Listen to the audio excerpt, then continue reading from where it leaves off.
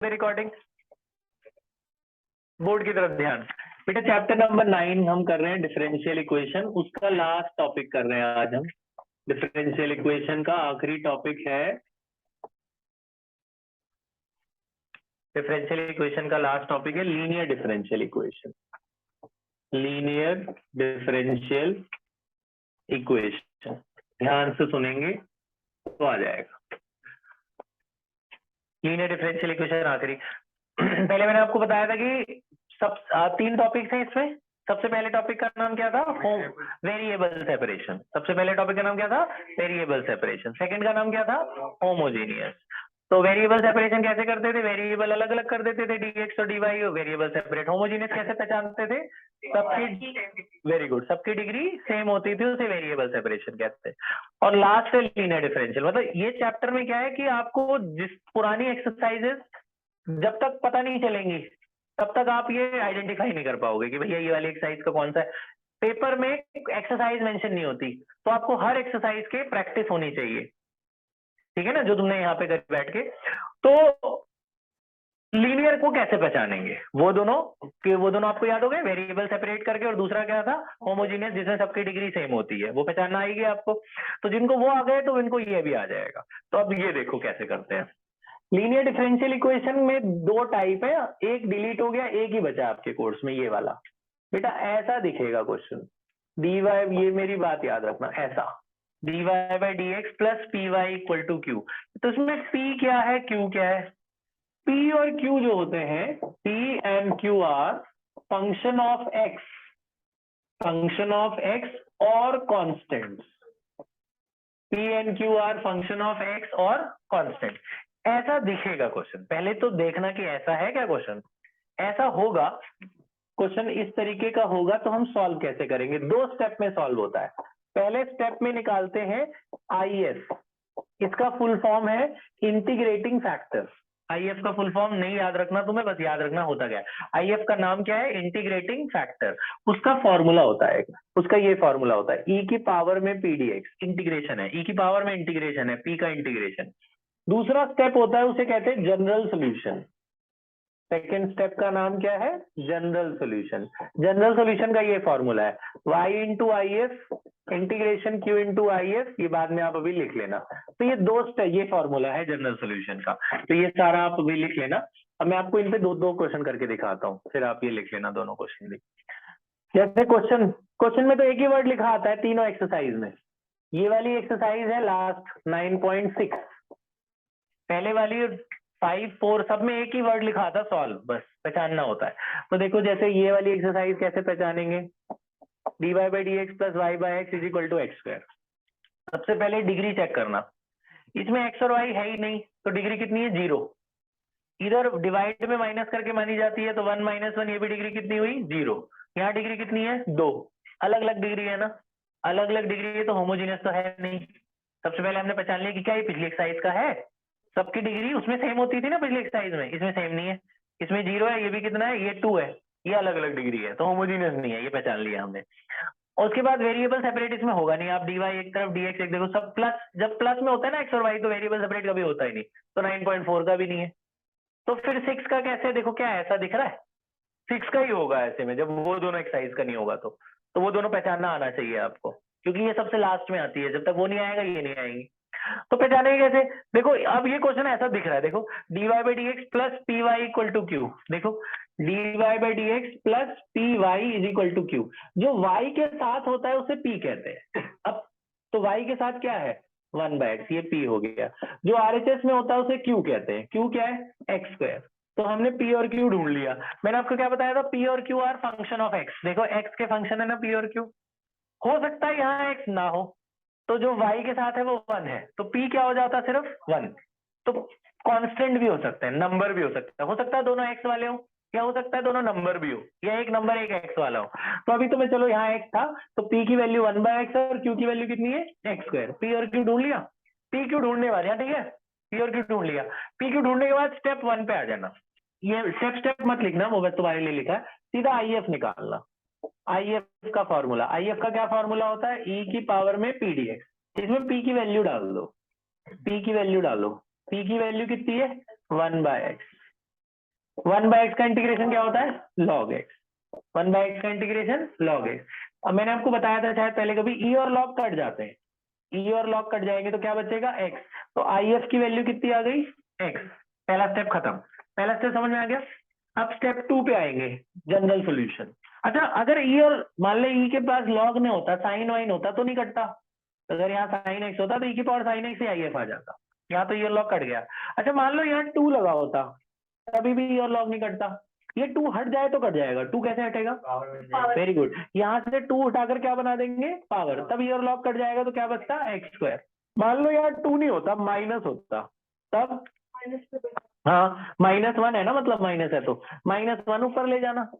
तो तब क्या बचता है? एक्स की पावर -1। तो मैंने 1 बाय एक्स है आई एफ। अभी तो यहाँ कुछ नहीं था खैर। तो ई और log कट गया तो खाली ई log कटा तो खाली क्या बचा? एक्स। आई एफ आ गया। अब अगला स्टेप होता है general solution. General solution. General solution कैसे निकालेंगे? ये फॉर्मूला लगाएंगे। क्या फॉर्मूला है? y into I F integration, ये फॉर्मूला लिख देना, q into I F d x plus c. अब वैल्यू डाल दो। आई एफ की क्या वैल्यू है? x। आई एफ की जगह x डाल देंगे। q की क्या वैल्यू है? X square. q की जगह एक्स स्क्वायर डाल देंगे। फिर आई एफ है, उसकी वैल्यू कितनी है? x। X square into x क्या हो गया? X cube. एक्स क्यूब का इंटीग्रेशन क्या होता है? एक्स की पावर 4/4। एक्स क्यूब का इंटीग्रेशन एक्स की पावर 4/4 प्लस सी। बस ये आंसर आ गया, खत्म। सबसे आसान एक्सरसाइज है ये। पिछली वाली थी मुश्किल, जो हमने 2 दिन करी, ये 1 दिन में हो जाएगी। ये बात समझ में आई? ये सबसे आसान है। ये 2-3 नंबर के क्वेश्चन आते हैं, 2 नंबर 3 नंबर वाले, वो आते हैं 5 वाले। होमोजीनियस सबसे इंपॉर्टेंट है, उसको दोबारा कर लेना जिसने नहीं करी हो। पूरी एक्सरसाइज के एक एक क्वेश्चन कर लेना जिसने नहीं करी हो। 5 सबसे इंपॉर्टेंट है। ये समझ में आई बात? तो खत्म हो गया। तो इसमें क्या करना है? पहले पी ढूंढना है, फिर क्यू ढूंढना है। जो वाई के साथ है वो पी और जो आरएचएस में है वो क्यू। फिर आई एफ निकालना है, ई की पावर में पी डीएक्स में पी डाल देना है। 1 बाय एक्स का इंटीग्रेशन लॉग एक्स, ई लॉग कट गया, आई एफ आ गया। फिर ये फॉर्मूला लगाना है जनरल सोल्यूशन का, y into I F q into I F d x plus c. इसमें ये आई एफ वाली वैल्यू डाल देनी है। एलएचएस के साथ कोई छेड़खानी नहीं करनी, जो भी करना आरएचएस में करना है। क्यू की वैल्यू डालनी है, क्यू क्या है? X square. आई एफ क्या है आपका? X. X square into x क्या हो गया? X cube. एक्स क्यूब का इंटीग्रेशन क्या होता है? एक्स 4/4। बस ये आंसर आ गया, खत्म कहानी। आई बात समझ में? ठीक। अच्छा अब थोड़ा लेवल बढ़ाते हैं, एक बड़ा वाला क्वेश्चन कराया था, इसका एक बड़ा वाला। ध्यान सुनो। अब क्या करेंगे? इसी क्वेश्चन को एक घुमा फिरा के दे देंगे। जैसे देखना, इधर मैं करके देखता हूँ। X d y plus y d x is equal to x square log x d x. ठीक है जी, ये क्वेश्चन है। और एक लाइन में दे दिया, ऐसे सिंगल लाइन में। ठीक है, तो ये भी इसी एक्सरसाइज का है। कैसे पता चलेगा? पहले पावर चेक कर लेना। अगर पावर सेम नहीं हुई, वेरिएबल सेपरेट नहीं हुआ, पिछली 2 एक्सरसाइज का नहीं है, तो इसी का होगा। देखो आप, पावर यहाँ पे एक्स की पावर कितनी है? 1। यहाँ कितनी है? यहाँ 2 और 1 3 है पावर। पावर अलग अलग हो गई ना, मतलब ये दोनों चलो 1 1 है, लेकिन ये तो अलग है, 3 है। सबकी पावर सेम होती तो पिछली एक्सरसाइज का होता, नहीं है तो इसका है। वेरिएबल सेपरेट नहीं हो रहा तो इसका ही है। ठीक है जी, ये इस एक्सरसाइज का, ये पता चल गया। अब अगर इस एक्सरसाइज का है तो ऐसा दिखना चाहिए क्वेश्चन। यहाँ तो पहली लाइन में ही ऐसा था, dy by d x plus p y is equal to q. ऐसा था ना, dy by d x plus p y equal to q. ठीक है, लेकिन ये ऐसा नहीं है, तो उस जैसा बनाओ। ऐसा बनाएंगे इसको, इस फॉर्मेट जैसा। तो पहले देखो क्या आना चाहिए? dy by d x. हमारे dy के नीचे क्या होना चाहिए? dx होना चाहिए। तो हम सबको dx से डिवाइड कर देंगे।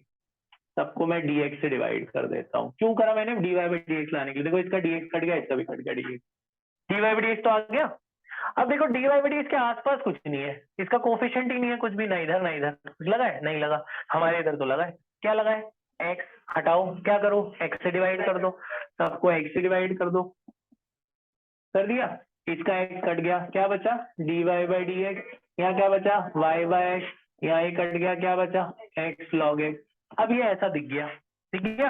dy by d x plus p y is equal to q. यहाँ p क्या है? जो y के साथ लगा। अब p और q ढूंढो। p क्या है?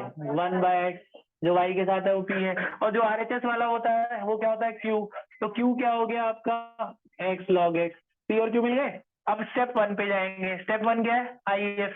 IF ढूंढेंगे। IF का क्या फॉर्मूला होता है? e की power P D x. p की वैल्यू डाल दो। p की वैल्यू कितनी है? 1 बाय एक्स। 1 बाय एक्स का इंटीग्रेशन क्या होता है? log x। e log cut गया, IF कितना आ गया? x। IF समझ में आ गया? IF समझ में आया? अब आ जाएंगे जनरल सॉल्यूशन पे, है जनरल सॉल्यूशन देखो, जनरल सॉल्यूशन, जनरल सॉल्यूशन का क्या फॉर्मूला होता है बोलो, y into I F integration q into I F d x plus c, याद कर लो ये जनरल सॉल्यूशन का फॉर्मूला। ठीक है, अब मैं कर रहा हूँ, ध्यान से सुना, ये थोड़ा बड़ा है क्योंकि इसमें बाई पार्ट भी लगना है। अच्छा, y into I F value डालो, आई एफ की वैल्यू यहाँ भी x आई है, तो y into x is equal to q into x, q की वैल्यू कितनी है x log x, क्यू की वैल्यू है x log x, इंटू में क्या है आई एफ कितना निकला था x dx प्लस सी, तो x इंटू एक्स क्या हो गया x स्क्वायर, तो ये हो गया x square log x dx plus c, इधर है y इंटू एक्स। यहाँ तक बात समझ में आ गई, यहाँ तक ठीक है।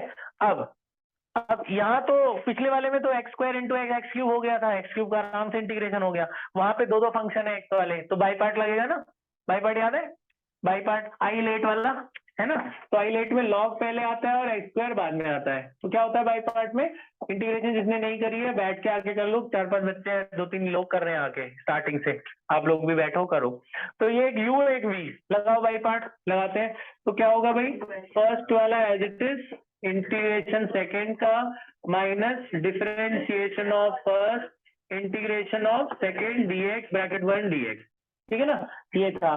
तो ये आया आपका log x स्क्वायर का इंटीग्रेशन करो, x स्क्वायर का इंटीग्रेशन क्या होगा, x3/3 minus differentiation of log x is 1/x square का इंटीग्रेशन x3/3 और बाहर क्या लगा हुआ है dx, ये से कट गया, क्या बचा x स्क्वायर बचा, 3 बाहर चला जाएगा। ये लास्ट दो लाइनें और है, बस मैं बता रहा हूँ ध्यान से सुनना, ठीक है, लास्ट दो लाइनें इधर, तो ये आया y इंटू एक्स, यहाँ पे बचा है x³/3 log x माइनस ये 3 बाहर आ गया, एक x स्क्वायर बचा इधर, x स्क्वायर बचा है ना, इसे x स्क्वायर का इंटीग्रेशन कर लो, y into x x3/3 log x, अच्छा वो प्लस सी भी चल रहा है, और माइनस 1/3 एक्स स्क्वायर का इंटीग्रेशन क्या हो गया x3/3 प्लस सी, बस ये आंसर आ गया, वो 3 3 9 कर देना बस, आ रही बात समझ में, ठीक है। तो मतलब उसमें बस बाई पार्ट लग गया बस, तो मेन हमारा एम क्या है, हमारा मकसद क्या है, मेन हमारा मकसद है मेन ऐसा बनाना क्वेश्चन को, फिर आईएफ निकालना, फिर आईएफ निकाल के इधर डाल देना है आईएफ, और ये ठीक है, आई बात समझ में, इतना ही इजी है। बस अभी आपको पता है मुश्किल क्यों लगता है ये वाला चैप्टर, इंटीग्रेशन नहीं आता, यही प्रॉब्लम है, मैं इसलिए मैं कब से कर रहा हूँ, 3-4 बच्चे आके यहाँ 5:30 बजे आके वो बैठ के कर रहे हैं इंटीग्रेशन शुरू से, कई लोग कर रहे हैं। अब वो इंटीग्रेशन अभी आपके पास वक्त है, कर लो, प्री बोर्ड 1 में तो मेरे को ज्यादा उम्मीदें हैं नहीं किसी से भी, 2 में ले आना, मतलब नंबर जनवरी वाले प्री बोर्ड में ले आना नंबर, है ना, तब तक हमारा भी खत्म हो जाएगा, ठीक है। चलो, तो ये बात समझ में आई, ये पॉज करके आप सिर्फ फॉर्मूला लिखो, एक क्वेश्चन लिख लो, उसके बाद आप 9.6 के ये जो मैं नंबर लिख रहा हूँ वो करना, मैं नंबर लिख रहा हूँ, जो एब्सेंट है वो लोग भी मैं दे रहा हूँ ना क्वेश्चन, एक क्वेश्चन लिख लो बस, दूसरा मत लिखना, बस पहला लिख लो, और 9.6 के ये क्वेश्चंस करो जो मैं बोल रहा हूँ। बेटा 1 मिनट, 9.6 के आपको ये क्वेश्चंस करने हैं, 1 मत करना, 2, 3, 4, 5, 6, 7, 8 ये कर लो आप जल्दी से आज।